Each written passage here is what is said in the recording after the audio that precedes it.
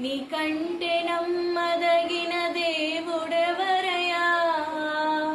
నీవుంటే నాతో ఏ భయము లేదయా. నీకంటే నమ్మదగిన దేవుడెవరయ్యా?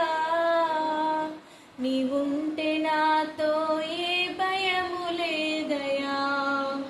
మేలు కొరకే అన్నీ జరిగించు యేసయ్యా, కీడు వెనకే ఆశీర్వాదం పంపు